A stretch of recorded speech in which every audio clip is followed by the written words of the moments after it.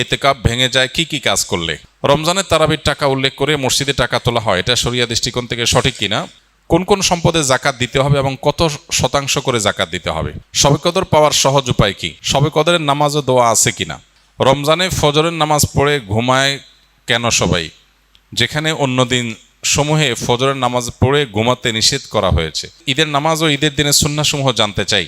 রমজানে কবরের আযাব মাফ করা হয়। প্রশ্ন হলো, কোনো এমন ব্যক্তি মারা গেল যে জাহান্নামী ছিল, তাহলে সেও কি রমজানের বদলতে আযাব থেকে মুক্তি পাবে? নারীদের জন্য রমজানে এমন বিশেষ কি আমল আছে যা আখিরাতে মুক্তির পথ হবে? ইফতারের অনেকে অসুস্থ, এমত অবস্থায় ইতিকাফে বসা জরুরি নাকি পরিবারের খেয়াল রাখা জরুরি? ঈদের নামাজ ও ঈদের দিনের সুন্নাহসমূহ জানতে চাই। ঈদের দিনের অনেকগুলো মাসনুন আমল আছে, এর মধ্যে সবচেয়ে বেশি পরিমাণে যে আমলটি করতে হয় ঈদকে কেন্দ্র করে সেটা তাকবীর পাঠ করা, আল্লাহু আকবার আল্লাহু আকবার, লা ইলাহা ইল্লাল্লাহু আল্লাহু আকবার আল্লাহু আকবার ওয়ালিল্লাহিল হামদ। ঈদুল ফিতরে এটা শুরু হয় হলো ঈদের চাঁদ দেখা যাওয়ার পর থেকে নিয়ে ঈদের নামাজ পর্যন্ত, আর ঈদুল আজহাতে শুরু হয় হলো জিলহজ মাসের চাঁদ দেখা যাওয়ার পর থেকে নিয়ে কোরবানি পর্যন্ত, অর্থাৎ 10 দিন পর্যন্ত। তো এটা হলো সবচেয়ে কমন সুন্নাহ এবং বেশি পরিমাণে করার জন্য। এমনকি ঈদগাহে আসার সময় তাকবীর বলতে বলতে আসা, ঈদগাহে এসেও বেশি বেশি করে তাকবীর পাঠ করা, এটা হলো ঈদের মাসনুন আমল। আর এর বাহিরে ঈদের আরও অনেক সুন্নাহ আছে, যেমন ঈদ উপলক্ষে উত্তম পোশাকটা পরিধান করা। উত্তম পোশাক নতুন না, কিন্তু যে কয়টা আছে এর মধ্যে সবচেয়ে ভালোটা পরা হলো মুস্তাহাব বা উত্তম।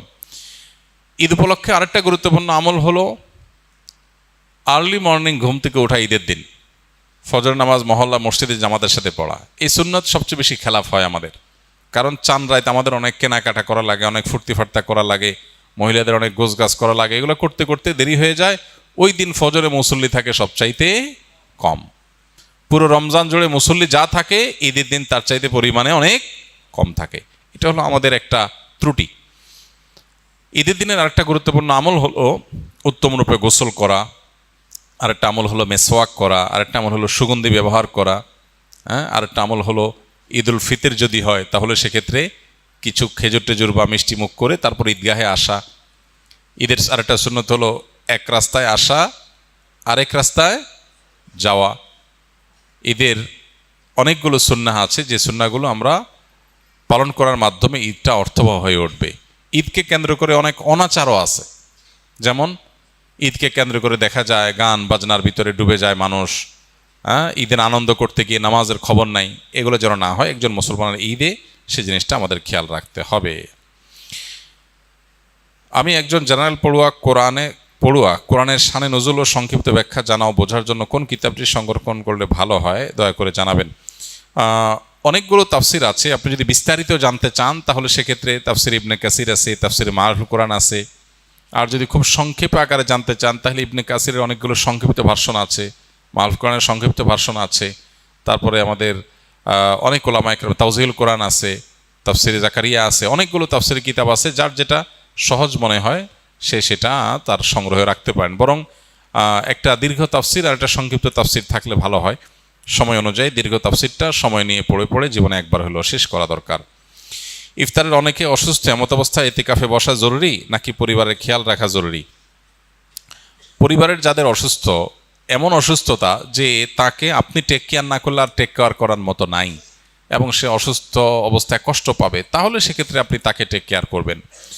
আর যদি এমন হয় যে না আপনি ছাড়া আরও টেক কেয়ার করার লোক আছে বা টেক কেয়ার না করলে তার যে অনেক অসুবিধা হবে তা না, তাহলে সেক্ষেত্রে আপনি এতেকাফ করলেন আর তার টেক কেয়ারের জন্য ব্যবস্থা নিলেন, খোঁজখবর নিলেন, সেটা আপনার জন্য উত্তম হবে। এটা ভ্যারি করে অবস্থার উপরে।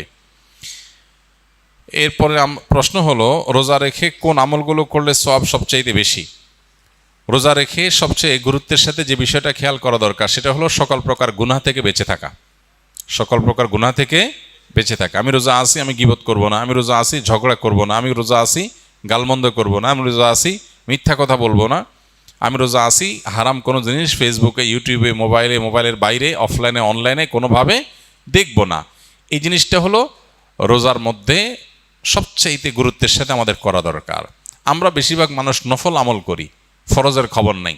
আমরা কোরআন তেলাওয়াত করি, আমরা ওয়াজ শুনি, আমরা জিকির আজকার করি, কিন্তু আমি মোবাইলে হারাম জিনিস দেখি, ভিডিও দেখি, মিউজিক শুনি, ইচ্ছায় অনিচ্ছায় আমার জ্ঞাতসারে অজ্ঞাতসারে গুনাহ করি, তাহলে আমার রোজার পুরো ফজিলতটা নষ্ট হয়ে যায়। এই জন্য নবী সাল্লাল্লাহু আলাইহি ওয়াসাল্লাম বলেছেন, রব্বা সাইমিন লাইসা লাহু মিন সিয়ামিহি ইল্লাল জু'। বহু রোজাদার আছে রোজা থেকে উপোস থাকা ছাড়া তার কোনো উপকার হয় না। সেজন্য এই জিনিসটা খেয়াল করা দরকার। আর এর পাশাপাশি নফল আমলের ভিতরে সবচেয়ে বেশি করণীয় কোনটা, যদি সেটা বলেন তাহলে বলবো রমজান মাসে কোরআনে কারীমের প্রতি আমাদের বিশেষ গুরুত্ব থাকা উচিত। এর বাইরে দোয়াটা বেশি বেশি পরিমাণে করা দরকার আমাদের। রমজানের তারাবির টাকা উল্লেখ করে মসজিদে টাকা তোলা হয়, এটা শরিয়া দৃষ্টিকোণ থেকে সঠিক কিনা? এটা আমরা এর আগে বারবার বলেছি, তারাবিতে বিশেষ করে হাফেজরা কোরআন তেলাওয়াত শুনিয়ে টাকা গ্রহণ করা জায়েজ নাই, দেওয়াও জায়েজ নাই। হ্যাঁ, হাফেজরা যেহেতু রমজানে মসজিদে তারা শুধু তারাবি না ওয়াক্তিয়া নামাজও তাদের পড়াইতে হয়, সেক্ষেত্রে ওয়াক্তিয়া নামাজের ইমাম হিসেবে তাদেরকে নিয়োগ দিয়ে নিয়মতান্ত্রিকভাবে বেতন দেন, বোনাস দেন, সেটা ঠিক আছে, এবং সেটার জন্য টাকা নিলেও অসুবিধা নেই। রমজানের শেষ দশকে ইতিকাফে বসতে ইচ্ছুক কিন্তু মসজিদে খাবার পৌঁছানোর মতো লোক নাই, এটা আমরা উত্তর বলে ফেলেছি ইতিমধ্যে। রমজানে কোনো ব্যক্তি হঠাৎ এমন অসুস্থ হয়ে গেল যে সাহারি খেয়ে রোজা রাখতে পারবে না, সেক্ষেত্রে ওই ব্যক্তির রোজার কাফারা কি হবে? কারোর যদি আসলে রোজা রাখার মতো সামর্থ্য না থাকে তাহলে তার কাফারা হবে যে তিনি এই রোজার জন্য পরবর্তীতে রোজা রাখবেন। আল্লাহ বলেছেন, ফামান কানা মিনকুম মারিদান আও আলা সাফারিন ফাইদ্দাতুম মিন আইয়ামিন উখর। যে ব্যক্তি অসুস্থ হবে অথবা সফরে থাকবে সে অন্য সময় সে রোজা রেখে দিলে আদায় হয়ে যাবে, গুনাহ হবে না। কিন্তু অসুস্থতাটা এমন লেভেলের অসুস্থতা হইতে হবে যে এই অসুস্থ অবস্থায় তার রোজা রাখার কোনো সুযোগ নাই, রাখলে তার জীবনহানি বা অসহনীয় কষ্ট হবে। হালকা একটু জ্বর হলো, একটু সর্দি হলো, একটু পেট খারাপ হলো আর এমনি রোজা ভেঙে ফেললাম, এই ঠুনকো অজুহাতে রোজা ভাঙা যাবে না। নারীদের জন্য রমজানে এমন বিশেষ কি আমল আছে যা আখেরাতে মুক্তির পথ হবে? রমজান মাসে আমাদের জন্য সবার জন্য যে কমন আমল আছে, সকল গুনাহ থেকে বেঁচে থাকা, চোখের গুনাহ, কানের গুনাহ, মনের গুনাহ, এগুলো থেকে বেঁচে থাকা, এটা নারী পুরুষ সকলের জন্য প্রযোজ্য। এটা রমজানের সবচেয়ে গুরুত্বের সাথে আমাদের করা উচিত। তাকওয়া চর্চার মাকসাদই হলো এটা। এর পাশাপাশি কোরআনে কারীমের তেলাওয়াতে বেশি মনোযোগ দেওয়া দরকার। মা বোনরা বাসা বাড়ির কাজের জন্য তারা অনেক সময় ধরে কাজে ব্যস্ত থাকতে হয়, সেজন্য তারা ওই কাজের ফাঁকে ফাঁকে জিকির, আসকার, তাসবিহ, দুরুদ, আল্লাহর স্মরণ, এই জিনিসগুলো তারা বেশি বেশি করে করতে পারেন।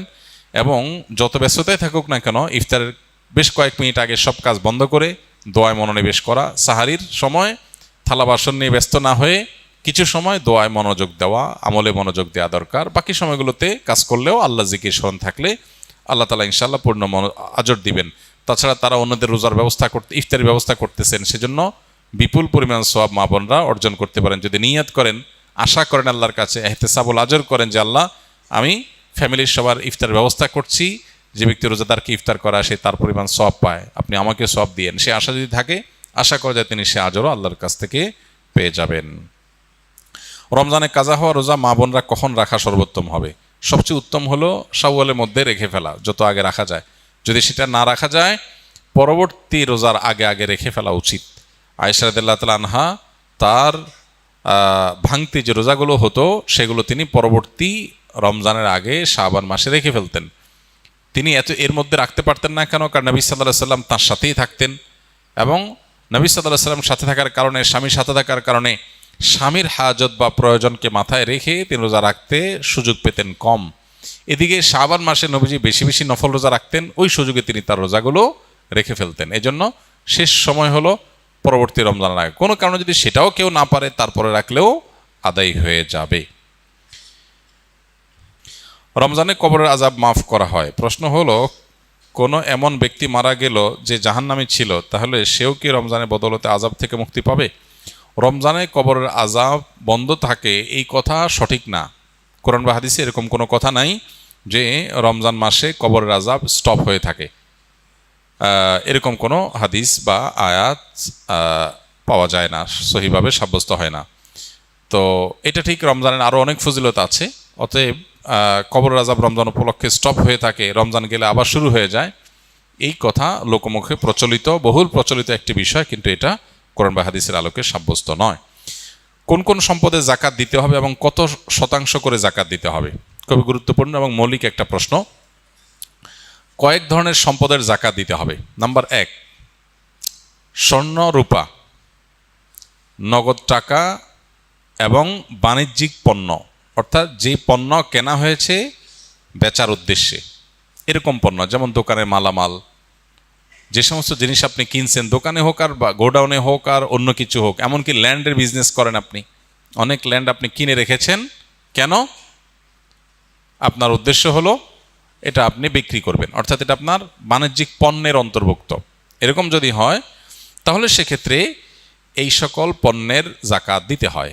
এই সব পণ্য এবং এই সব জিনিস অর্থাৎ নগদ অর্থ, স্বর্ণরূপা এবং আপনার বাণিজ্যিক পণ্য, নগদ অর্থ, স্বর্ণরূপা, এই সব সম্পদের জাকাত দিতে হয় বছরে একবার 2.5% করে। অর্থাৎ 1 বছর যদি এটা আপনার কাছে থাকে তাহলে জাকাত দিতে হবে কত পার্সেন্ট? 2.5%, শতকরা 2.5%।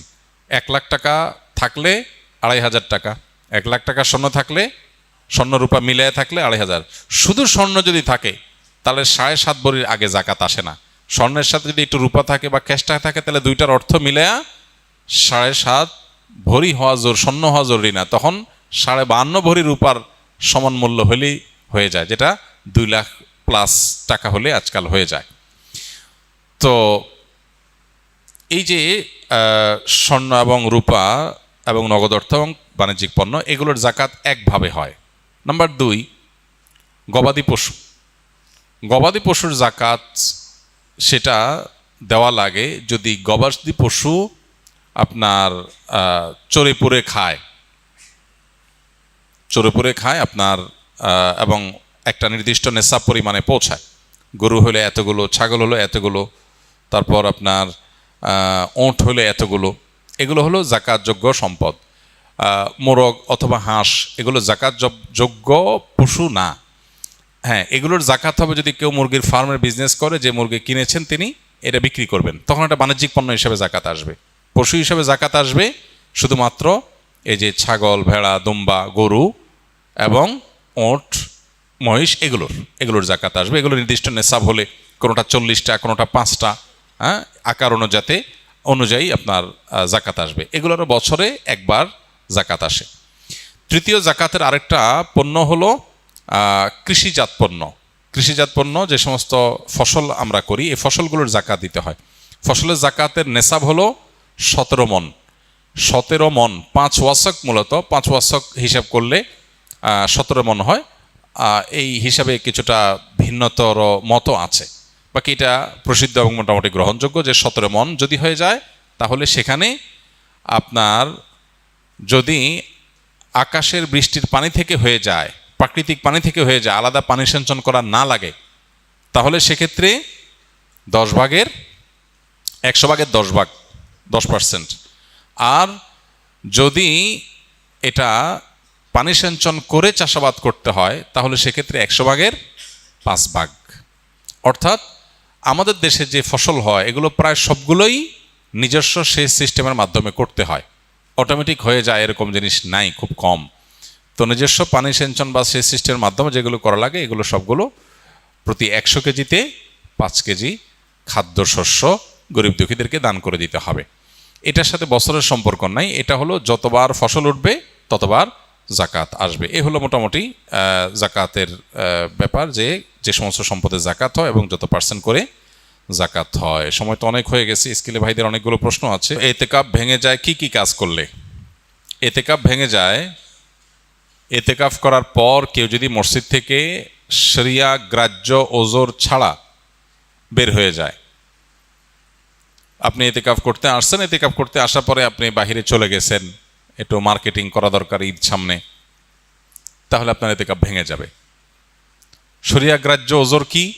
আপনি ওয়াশরুমে যাওয়া লাগছে, এজন্য আপনি ওয়াশরুমে যেতে পারেন। আর ওয়াশরুমে যেও আপনি আড্ডাবাজি করতে পারেন না। ওয়াশরুমে গেলেন, যে সেখানে আপনার দোস্তের সাথে দেখা, আরে দোস্ত কিরে কি অবস্থা, আপনি এতেকাফে আছেন, এটা আপনি করতে পারেন না। দ্রুততার সাথে ওয়াশরুমের কাজ সেরে চলে আসবেন। এর বাইরে মসজিদে যাওয়ার আমাদের নেসেসারি একেবারে খুব না হলে নয় এরকম আমাদের ইম্পর্ট্যান্ট নিড বা প্রয়োজন আর কি আছে? খাওয়া দাওয়া আছে। খাওয়া দাওয়া আজকের যুগে বিশেষ করে এমন জায়গা খুব কম আছে যেখানে খাবার মসজিদে দিয়ে যাওয়ার মতো ব্যবস্থা একেবারে নাই, এরকম মানুষ খুবই কম। বাসা বাড়িতে লোকজন আছে, কেউ না কেউ খাবার দিয়ে যেতে পারে, কাউকে রিকোয়েস্ট করলেও কেউ দিয়ে যেতে পারে। অতএব এরকম ব্যবস্থা যদি থাকে তাহলে খাবারের জন্য বাইরে যাওয়া জায়েজ নাই। হ্যাঁ, কারোর যদি এরকম হয় অবস্থা যে তার খাবারের জন্য কেউ খাবার এনে দেওয়ার মতো নাই, তাহলে এরকম নিরুপায় যদি কেউ সত্যিই হয়, এরকম কোনো মসজিদ থাকে যে আশপাশে কোনো মানুষজন নাই, বাসা থেকে খানা আনার মতো কোনো মানুষ নাই, তাহলে তিনি খাবারের জন্য যেতে পারবেন, খেয়ে আবার চলে আসবেন। খাইতে গিয়ে আবার বাসায় আরেকটা খাজুরি আলাপ করতে পারবেন না। একবেলা খেয়ে আরেকবেলা খাবার সাথে নিয়ে আসলেন, এইভাবে না হলে নয়। এরকম নিড থাকলে শুধু বাইর হতে পারবেন। এছাড়া যদি তিনি বাইর হন তাহলে তার এতেকাফ ভেঙে যাবে। আর এমনিতে কিছু কাজ আছে যেগুলোর কারণে এতেকাফ ভাঙবে না, কিন্তু এতেকাফের কোয়ালিটি কমে যাবে, এতেকাফের গুণগত মান নিচে নেমে যাবে। সেগুলো কি? সেগুলো হলো এতেকাফে বসে আপনি শুধু ঘুমায় কাটালেন, 355 দিন অনেক কাজ কাম, অনেক ব্যস্ততা, ঠিকমতো ঘুমাইতে পারেন না। এই 10 দিন সুযোগ পাইছেন যে আলহামদুলিল্লাহ ডিস্টার্ব করার কেউ নাই, বাচ্চা নাই, বউ নাই, কেউ নাই, ঝামেলা নাই, ক্লায়েন্ট নাই, একটু মন মতো ঘুমাইলাম, তাহলে এতেকাফটা অর্থহীন হলো, এতেকাফটা ঘুমের জন্য না। আবার আপনি এমন করলেন যে অন্য সময় বন্ধু বান্ধবের সাথে এত আড্ডা মারার সুযোগ পান না, 2-4 দোস্ত মিলে একসাথে কোনো এক মসজিদে এতেকাফে বসলেন, এবার একেবারে চুটিয়ে আড্ডা মারলেন, এগুলো এতেকাফের কোয়ালিটিকে নষ্ট করে দিবে। আর যদি আপনি ভারসাম্যের সাথে একান্ত প্রয়োজনীয় আলাপ করলেন আর বাকি সময় হয়তো মগ্ন থাকলেন, সেটা অর্থবহ এতেকাফ হবে। আল্লাহ আমাদেরকে ভালো করে এতেকাফ করার তৌফিক নসিব করুন। এতেকাফের ক্ষেত্রে আমাদের মধ্যে যে ভুল ধারণা আছে সেটা দূর করতে হবে, প্রান্তিকতা যেটা আছে সেটা দূর করতে হবে। আমি আমার ছাত্র জীবনে একবার এতেকাফে বসছিলাম, মনে আছে, বহু বছর আগে। তো যেখানে এতেকাফে বসেছি আমার সাথে এক বৃদ্ধ মানুষ বসছিলেন এতেকাফে। তো শীতের সময় ছিল তখন, রমজান, অনেক শীত, মসজিদে একটু ঠান্ডা বেশি। আমি হঠাৎ করে দেখি যে মুরব্বি নাই। তো দেখলাম মুরব্বি কই গেল, ওয়াশরুমে গেলে তো এত সময় লাগার কথা না। পরে তাকায় দেখি যে মসজিদের সামনে বাইরে ঘাস বিছানো মাঠ, উনি ওখানে রোদ পোহাইতেছেন। পরে বললাম, মসজিদে বললাম, চাচা এতেকাফ অবস্থায় তো রোদ পোহাতে বাইরে যাওয়া যাবে না।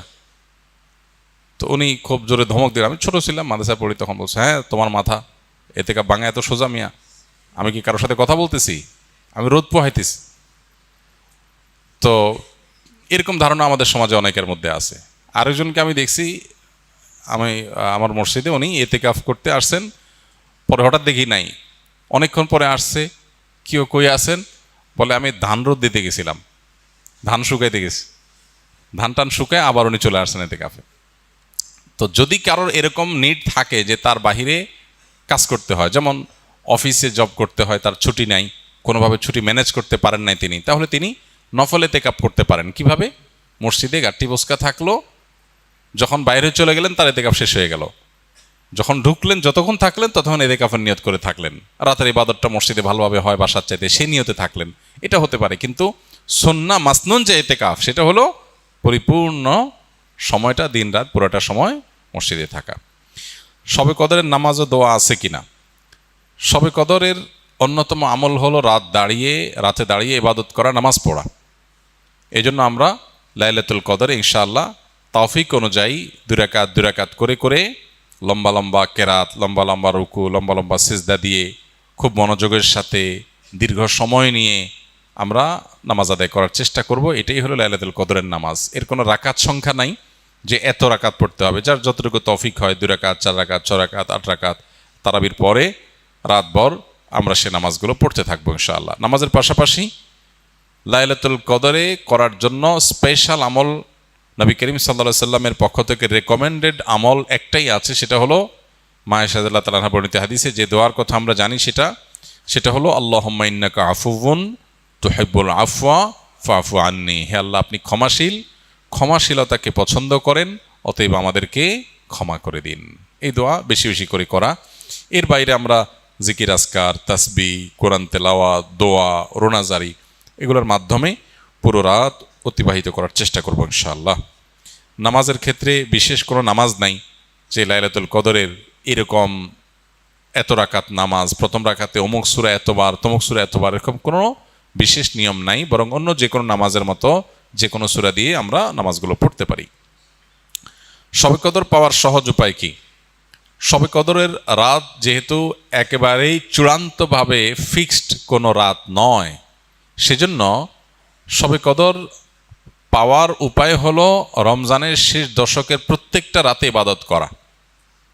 প্রত্যেকটা রাতে ইবাদত করার যদি সুযোগ না হয়, তাহলে কমপক্ষে বেজোড় রাতগুলোতে ইবাদত করা।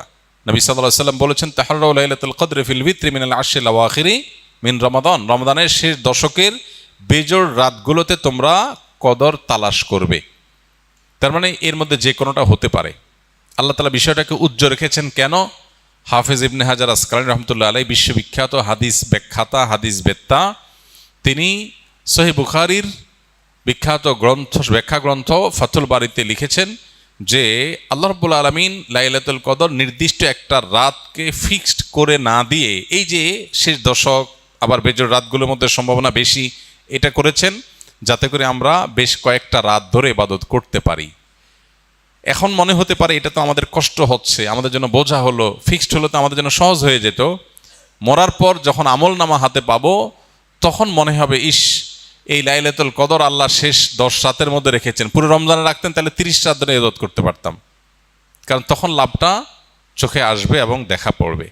তো এই জন্য লাইলাতুল কদরের জন্য শেষ রাতে বেশি বেশি ইবাদত করতে হবে। এটা হলো লাইলাতুল কদর পাওয়ার সহজ উপায়।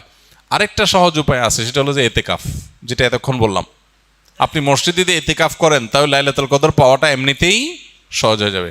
এমনকি এতেকাফকারী ব্যক্তি, যদিও শেষ দশকে নবী সাল্লাল্লাহু আলাইহি ওয়াসাল্লাম রাত জেগে থাকতেন, যদি কোনো কারণে তিনি ঘুমাতে হয়েছে, ঘুমিয়েছিলেন, তারপরে এতেকাফ করার ব্যক্তি ঘুমাইলেও সেটা ইবাদতের মধ্যে। বাসার ঘুম আর মসজিদে এতেকাফকারীর ঘুমের মধ্যে পার্থক্য আছে। মসজিদে অবস্থানটাই ইটসেলফ একটা ইবাদত। অতএব আপনি যদি চান যে আমার লাইলাতুল কদর মিস না হোক, তাহলে তার জন্য সবচেয়ে মোক্ষম সুযোগ এবং সবচেয়ে সহজ উপায় হলো এতেকাফ করা। এতেকাফ অত্যন্ত প্রেমময় একটি ইবাদত, যেটা খুব ভেতর থেকে ফিল করা যায়, আল্লাহর সাথে একান্তে কথা বলা যায়, অনুভব হবে যে আমি আল্লাহর ঘরে আছি, আল্লাহর ঘরে হাজির হয়ে গেছি। সবাই বের হয়ে যাচ্ছে, আমি বের হচ্ছি না, কারণ আমি আল্লাহর ঘরের বন্দী, নিজেকে বন্দী করে ফেলেছি। অন্যরকম এক ফিল আসবে ইনশাআল্লাহ বিসমিল্লাহ। অনেকেই শবে কদর সম্পর্কে জানতে চায় কোন রাতে নামাজ আদায় করব, কি নিয়মে নামাজ পড়ব ও কি দোয়া করব। এটা আমরা এই যে এতক্ষণ বললাম, আশা করি যেটা উত্তর হয়ে গেছে। রমজানে ফজরের নামাজ পড়ে ঘুমায় কেন সবাই, যেখানে অন্যদিন সমূহে ফজরের নামাজ পড়ে ঘুমাতে নিষেধ করা হয়েছে। ফজরের নামাজের পর ঘুমাতে সরাসরি কোরআন বা হাদিসে নিষেধ করা হয় নাই, তবে কোরআন এবং হাদিসের আলোকে ওলামায়ে কেরাম সকালের ঘুমকে অনুত্তম বলেন। এর মানে এই না যে সকালের ঘুমটা কোরআন বা হাদিসে পরিষ্কারভাবে নিষিদ্ধ। একটা সময় নবী সাল্লাল্লাহু আলাইহি ওয়াসাল্লাম ঘুমাতে অপছন্দ করতেন, সেটা হলো মাগরিবের পরে। আয়েশা রাদিয়াল্লাহু তাআলা আনহা বলেছেন, কানা নবী সাল্লাল্লাহু আলাইহি ওয়াসাল্লাম ইয়াকরাহুন নাওমা ক্বাবলা আল ইশা ওয়াল হাদিসা বা'দাহ। নবীজি এশার আগে ঘুমানো অপছন্দ করতেন, আর এশার পরে কথা বলা অপছন্দ করতেন। এশার পরে ঘুম আর এশার আগে কোনো ঘুম না। এর বাইরে ফজরের পরে তিনি সাধারণত তার যে লাইফস্টাইল, তার যে দৈনন্দিনের রুটিন ছিল, সেখানে ফজরের পরে ঘুমের রুটিন ছিল না, বা ঘুমের রুটিন পাওয়া যায় না। তিনি ফজরের পরে ব্যক্তিগত আমল করতেন, জিকির আজকার করতেন, লম্বা সময় ধরে অন্যান্য কাজ করতেন। এরপরে তিনি কাইলুলা করতে যেতেন দুপুরে। এটা ছিল তার লাইফস্টাইল। কিন্তু দুর্ভাগ্যজনক বাস্তবতা হলো আমাদের সমাজে, বিশেষ করে এই আমরা যারা মুসলিম দেশের বাসিন্দা আছি, অদ্ভুত এক জীবন আমাদের। আমরা রাতে দেরি করে শুই, আবার ফজরের পরে শুয়ে থাকি। এটা আমাদের অভ্যাস। পৃথিবীর যত উন্নত দেশ আছে, সেটা পূর্বে হোক পশ্চিমে হোক, গোটা বিশ্ব জুড়েই দেখবেন যে বেশিরভাগ উন্নত দেশগুলোতে মানুষ রাতে তাড়াতাড়ি ঘুমায় আর ভোরে উঠে কাজ শুরু করে, পড়ালেখা শুরু করে, কোনো ঘুম নাই। মুসলিম কান্ট্রিগুলো অদ্ভুত, যে আমাদের অভ্যাসটা হলো তার উল্টা। মিডল ইস্টেও বলেন, এশিয়াতেও বলেন, মুসলমানদের অবস্থা এই। অর্থাৎ নবীজি সাল্লাল্লাহু আলাইহি ওয়াসাল্লামের সুন্নাতটা আমাদের মধ্যে নাই, অমুসলমানদের মধ্যে, তাদের হয়তো অজ্ঞাতসারেও তাদের মধ্যে আছে। তো যাই হোক, এটা হলো সকালের ঘুমের কথা। এখন কথা হলো রমজানে যে মানুষ সকালে ঘুমায়। এর উত্তর হলো যে রমজানেও যদি কেউ সকালে না ঘুমিয়ে থাকতে পারে সেটা ভালো, কিন্তু পৃথিবীর সেট আপটা এমনভাবে করা হয়েছে যে 9টা to 5টা অফিস, হ্যাঁ, স্কুল, কলেজ, মাদ্রাসা সব এরকম করা হয়েছে। কেন আর্লি মর্নিং একদম ভোরে শুরু হয়ে দুপুরের মধ্যে শেষ হয়ে যাবে, এমন হতে পারতো না? তাহলে মানুষ দুপুরে এসে একটু রেস্ট করতে পারতো, রাতে তাড়াতাড়ি ঘুমিয়ে যেত, সকাল উঠে কাজ শুরু করতো। তো এই যে আমাদের একটা সিস্টেম ডেভেলপ হয়েছে, যে সিস্টেমটার মধ্যে সুন্নাহ পালন করাটা কঠিন, এরকম পরিস্থিতিতে কারোর যদি অসুবিধা হয়, তিনি রমজানে তারাবি পড়ে শুতে শুতে 10:30 11টা বেজে গেছে, আবার এদিকে তার সকালে উঠে অফিসে যেতে হবে, সারাদিনের জন্য রেস্টের সুযোগ পাবেন না, তিনি যদি সকালে ঘুমান গুনাহ হবে না।